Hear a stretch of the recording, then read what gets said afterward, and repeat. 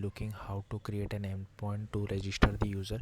So what I have done is that, so first you can copy paste the main.go file. These are what the changes I have done.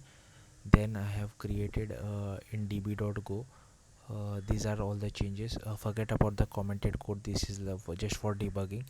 So you can make the required changes in db.go as well, like this is a normal making a connection with our database.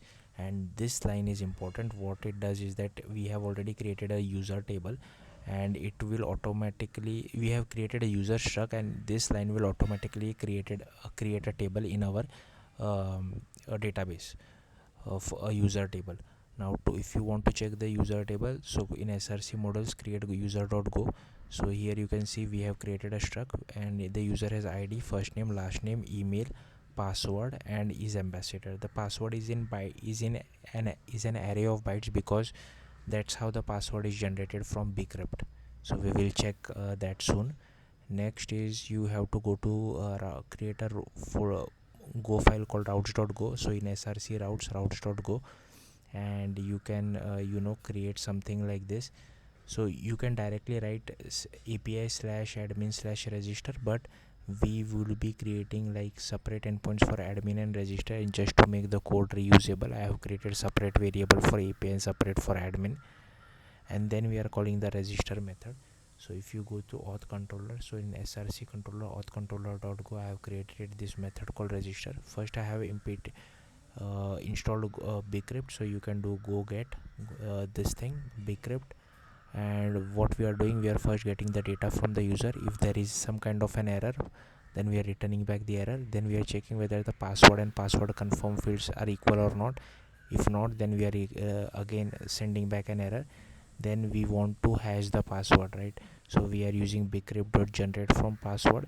Do not store a password in a plain text, otherwise if your database is compromised, it will expose your user's password.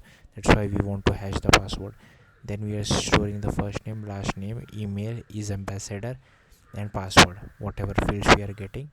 Then we are calling the database.db.create, and it will saves our user to the database, and we are returning back the json. So if you want to see in postman, this is how the api would look like. This is how you can call the api. And so I have installed another application called dbeaver.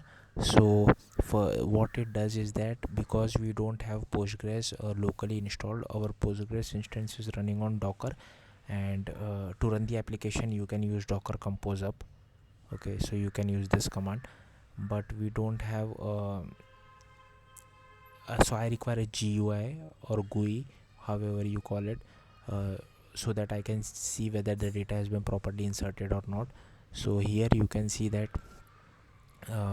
first I install this application called dbeaver. So this is the application name, and as soon as it open, you can create this connection string. So you can write the database name as ambassador, username as root, password as root, and host as localhost, port as 5432.